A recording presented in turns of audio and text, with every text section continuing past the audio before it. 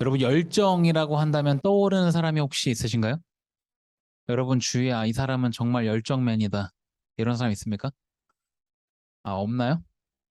예. 열정이라고 한다면 저는 떠오르는 사람이 있는데 바로 제 아버지입니다. 저희 아버지는 정말 열정맨이었고 지금도 그렇습니다. 일단 열정 있는 사람들의 특징이 있죠. 어떤 특징이 있을까요? 가만히 있지 못하는 사람들. 네, 일단 그런 특징이 있습니다. 저희 아버지는 회사 생활을 오래 하시다가 이제 나중에 신학을 하고 목사님이 되셨습니다. 그래서 제가 아는 아버지의 모습은 이제 교회에 있을 때는 이제 아동부 부장님의 모습, 그리고 나중에 이제 신학을 하고 나서의 모습인데요. 아버지는 아동부 교사를 오래 하셨습니다. 19살 때부터 신학을 할 때까지 한 해도 쉬지 않고 아동부 교사를 하셨습니다. 그래서 제가 따져보니까 대략 한 28년 정도 하신 것 같아요. 그리고 언제부터 아동부 부장을 하셨는지 모르겠는데 제가 아동부일 때도 아동부 부장이셨고, 저희가 이제 안양에 살다가 청주로 이사 가서 청주에서 이제 교회를 다닐 때에도 아버지가 아동부 부장이었습니다. 그때 굉장히 이상하게 생각했어요. 우리 집은 여기로 이사 온 지 얼마 되지 않았는데 왜 아버지가 또 아동부 부장을 하고 있지? 라는 이제 생각을 했습니다.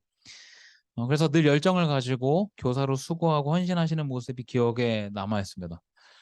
어, 두 번째로 이제 아버지가 열정이 있다고 생각한 것은 이제 아버지가 신학을 결심하고 나서인데, 회사에서 명예퇴직을 하고 나서 제2의 진로를 고민하시다가 신학을 하기로 결정하셨는데, 그때가 제가 대학생이었어요.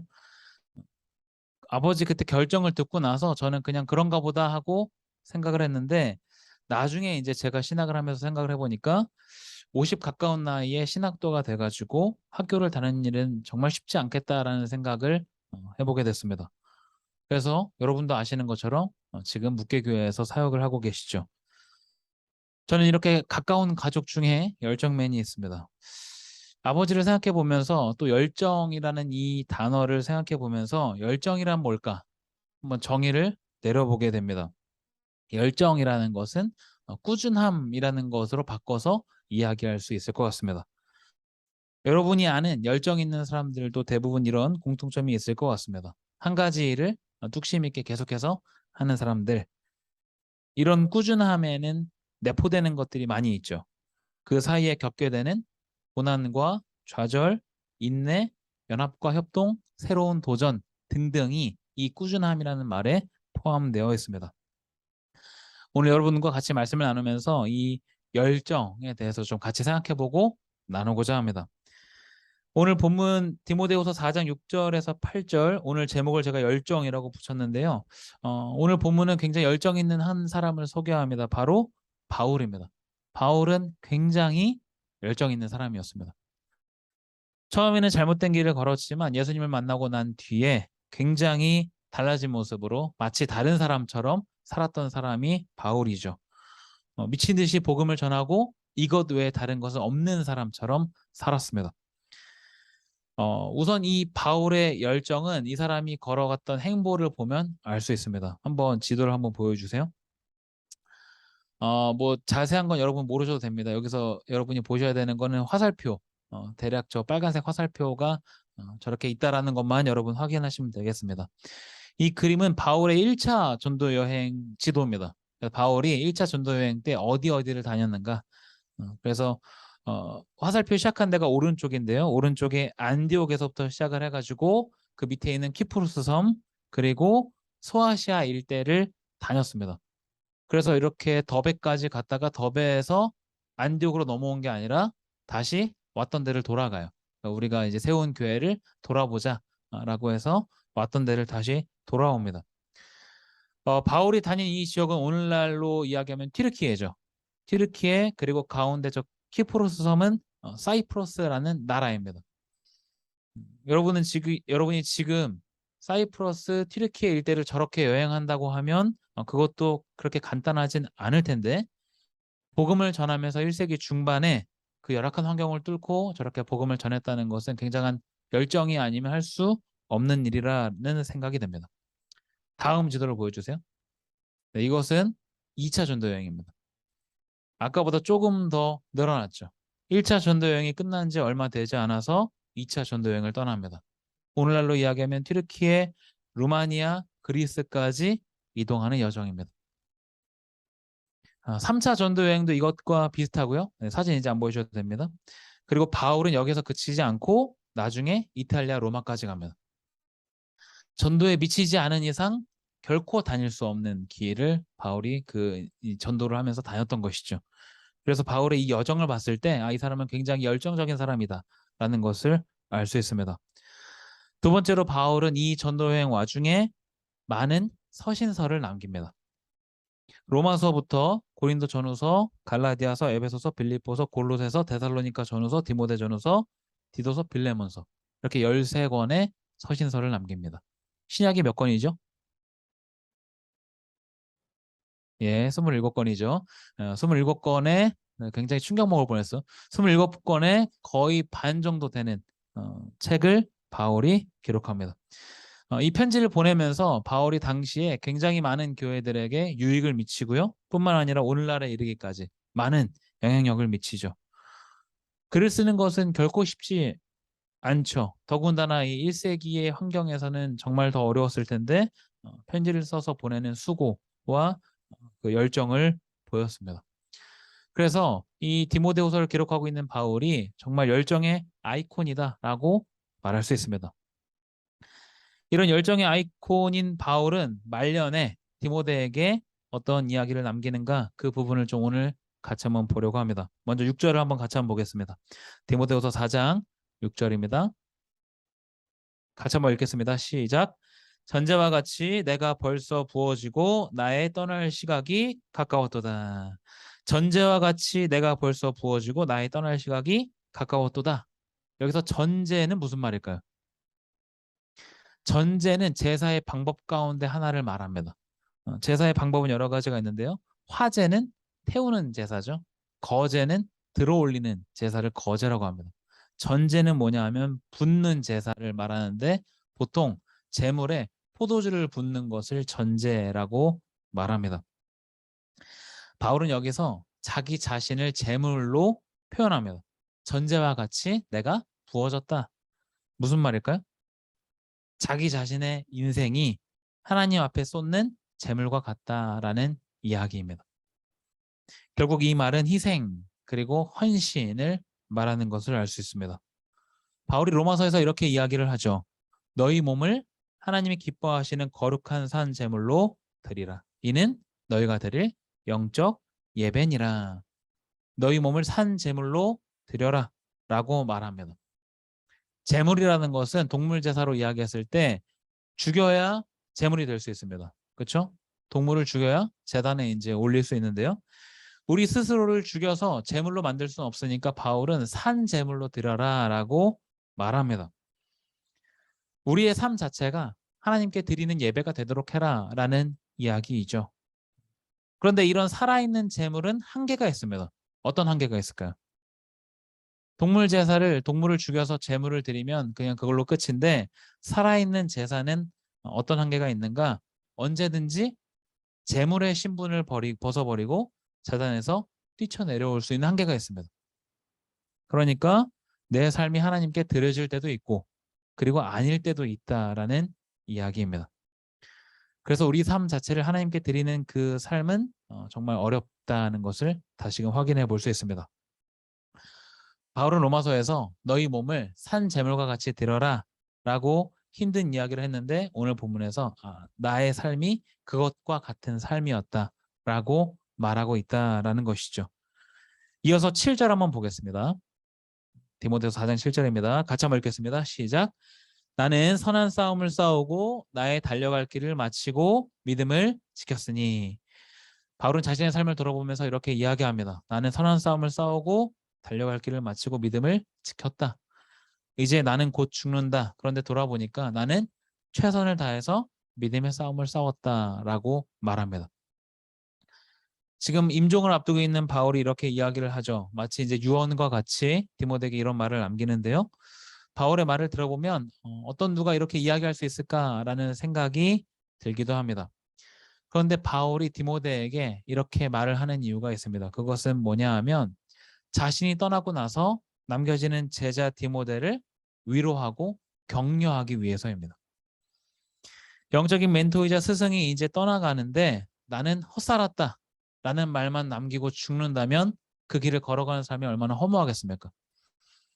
그래서 바울은 자신의 삶을 돌아보면서 최선을 다했다. 이제 나에게는 의의 면류관이 예비되어 있다 라고 당당하게 이야기합니다. 그 길을 걸어가고 있는 디모데에게 굉장히 큰 위로가 됐을 것입니다. 우리가 인생을 살아가면서 현타가 올 때가 있죠. 언제 그렇습니까? 특히 직장을 다니고 있다면 같은 직장 선배들의 측은한 모습을 볼 때 그렇습니다. 내가 여기서 5년, 10년 더 일하면 저 사람의 위치, 지위에 있을 텐데 그 사람들의 모습이 뭔가 당당하고 멋있다면 내가 이 일을 열심히 해야 되겠다라는 생각이 들 텐데 그들의 모습이 힘들어 보이기만 하고 지쳐있고 비전이 없어 보인다면 내가 이 직장에 계속 있는 게 맞나? 라는 생각이 드는 것이죠. 그래서 퇴사한 사람들의 수필을 보면 나보다 몇 발자국 앞에 있는 사람들, 앞에 있는 그 같은 업계 사람들을 보고 퇴사를 결정하는 경우가 굉장히 많다고 합니다. 대학생들은 전공이나 이 학과도 마찬가지이죠. 내 적성을 찾아서 이 학과를 왔는데 이 학과를 졸업한 선배들이 아무도 이것과 관련된 일을 하고 있지 않다면 굉장히 낙심된 요소가 아닐까 생각이 됩니다. 여러분, 우리의 신앙은 어떻습니까? 우리의 믿음의 여정이란 이 대장정은 어떤 것 같습니까? 회사보다 혹시 더 암울해 보이시지는 않는지 한번 질문을 드리고 싶습니다. 교회는 사람들의 모임이기 때문에 분명 많은 단점이 존재하죠. 그렇지만 우리의 믿음의 여정은 결코 낙심할 만하지 않습니다. 디모데의 스승인 바울이 걸어간 길을 봐도 우리에게 도전이 되고 디모데가 걸어간 것을 봐도 우리에게 힘이 되죠. 그리고 수많은 믿음의 선배들이 자신들의 발자취를 남겨놨는데 그들이 고난의 길을 걸어가긴 했지만 영광스러운 길이었고 하나님과 동행하는 길이었고 많은 사람들을 살리는 길이었습니다. 그래서 누가 뭐래도 이 길이 하찮다거나 가치가 없다거나 할 수 없는 가장 높은 가치를 지닌 길입니다. 그래서 바울은 사도행전 20장에서 이렇게 이야기합니다. 한번 보여주세요. 같이 한번 읽어보겠습니다. 시작. 내가 달려갈 길과 주 예수께 받은 사명 곧 하나님의 은혜의 복음을 증언하는 일을 마치려 하면은 나의 생명조차 조금도 귀한 것으로 여기지 아니하노라. 이 일을 위해서는 생명조차 귀한 것으로 여기지 않겠다. 여러분, 사람 생명보다 귀한 것이 어디 있겠습니까? 그럼에도 불구하고 생명을 차선으로 할 만큼 가치가 있다. 뭐가? 사명대로 살아가는 길이 그렇다라고 바울은 이야기합니다. 오늘 총회에서 신임 행정국장을 저희가 새롭게 선출을 하고요. 다음 주에 25대 국장단을 인준하죠. 새롭게 선출될 이 25대 국장단뿐 아니라 우리 모두가 반드시 기억해야 될 사실이 있습니다. 이 믿음의 길을 걸어갈 때 반드시 필요한 것이 있는데 그것은 바로 인내와 꾸준함입니다. 뭐라고요? 인내와 꾸준함이다. 가장 최고의 가치를 지니는 걸음이기 때문에 다른 것보다 더 큰 인내가 필요할 수 있고 끈질긴 노력이 요구될 수 있습니다. 그래서 바울은 마지막까지 디모데에게 인내할 것과 꾸준히 맡겨진 자리에서 최선을 다할 것을 요구하고 있습니다. 인내와 꾸준함이 없이 이 길을 걸어갈 수 없을 뿐더러 마무리 지을 수도 없기 때문이죠. 뭔가 후련하다라고 이야기하려면 그에 걸맞는 인내와 꾸준함이 뒤따라야 합니다. 바울처럼 나는 선한 싸움을 싸우고 나의 달려갈 길을 마치고 믿음을 지켰으니 라고 말하면서 이 길을 걷는 사람을 독려한다면 다른 사람들에게 얼마나 큰 도전이 되겠습니까? 그런데 나는 아무런 인내와 꾸준한 노력을 하지 않으면서 다음 사람에게만 그것을 요구하기란 어불성설이죠. 우리는 모두 다 리더입니다. 교회 안에서 직책을 맡는다면 이 안에서 우리가 더 두드러지는 것이고요. 여기뿐 아니라 사회와 가정에서 그리스도인으로 살아가야 하는 리더의 역할이 우리 모두에게 주어져 있습니다. 그러면 우리는 그 삶을 어떻게 살아갈 것인가? 정답은 방금 말씀드린 대로 인내와 꾸준함입니다. 그것이 열정입니다.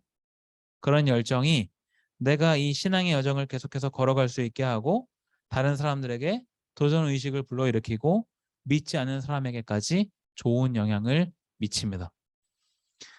누군가가 알아주기 위해서가 아니라 하나님 앞에 우리가 드려진 제물로 살아가는 것이죠. 그리고 마지막에 가서 주님 제가 그 삶을 살았습니다 라고 고백하는 것이죠. 그렇다면 그 결과뿐 아니라 과정 자체가 분명히 의미 있게 어떤 것과 비교할 수 없는 가치로 드려진다는 것을 우리가 기억할 수 있습니다. 마지막 8절입니다. 한번 보겠습니다. 네, 같이 읽겠습니다. 시작. 이제 후로는 나를 위하여 의의 면류관이 예비되었으므로 주 곧 의로우신 재판장이 그날에 내게 주실 것이며 내게만 아니라 주의 나타나심을 사모하는 모든 자에게도니라. 아멘. 바울에게 남은 것은 의의 면류관입니다. 로마의 육상 경기에서 우승자들은 월계관을 받았습니다. 당시 월계관은 승리와 명예의 상징이었고요. 고대 로마에서 사람들이 굉장히 탐을 내는 상이었습니다. 바울이 본문에서 의의 면류관이다라고 말할 때 이 의의 면류관이라는 것, 바울은 이 말을 하면서 월계관에 비유해서 이야기를 했을 것입니다. 바울에게 주어지는 것은 육상 경기에서 승리한 사람들이 받는 월계관은 아니었지만 그것과 비교할 수 없는 하나님께서 주시는 상급입니다. 그리고 이것은 바울에게만 주어지는 것이 아니라 인내와 꾸준함으로 이 여정을 걷는 모든 그리스도인에게 주어지는 것입니다. 오늘 본문 같이 나눈 말씀을 좀 정리합니다. 바울은 열정의 아이콘입니다. 열정의 아이콘인 바울이 말년에 자신이 정말 사랑하는 제자를 위로하고 격려하기 위해서 메시지를 전합니다. 첫째는 인내하라는 것이고요. 둘째는 꾸준히 주어진 길을 걸어가라라는 것입니다. 본인은 그렇게 열정 있는 삶을 살아온 것처럼 너 역시 나와 같은 열정의 아이콘이 되라라는 부탁이죠. 항상 웃고 에너지가 넘치고 쉴 새 없이 사람들을 만나고 하루 종일 밖을 돌아다니는 것이 열정이 아닙니다. 정말 열정이 있는 것은 어떤 시련과 역경에도 인내하고 마지막까지 최선을 다하는 것, 그것을 열정이라고 말합니다. 바울이 그러한 삶을 살아왔고요. 디모데에게 그러한 삶을 위탁하고 있습니다. 열정적으로 살아가는 일, 고되고 어렵겠지만 그 삶은 가치가 있습니다. 하나님과 동행하고 하나님의 일을 나도 할 수 있기 때문입니다. 또 하나님께서 기억하시고 위로하실 뿐 아니라 우리에게 상급을 허락하십니다. 바울이 물론 상을 받기 위해서 그러한 삶을 살지 않았던 것처럼 우리도 어떤 상을 위해서 열심히 살아가는 것이 아니라 우리가 최선을 다했을 때 하나님께서 선물로 주시는 것이죠. 교회와 사회와 가정, 이 모든 영역에서 리더로 살아가는 여러분을 진심으로 축복합니다. 우리에게 주어진 이 걸음을 인내와 꾸준함으로 그렇게 열정적으로 살아가기를 간절히 소망합니다. 함께 기도하겠습니다.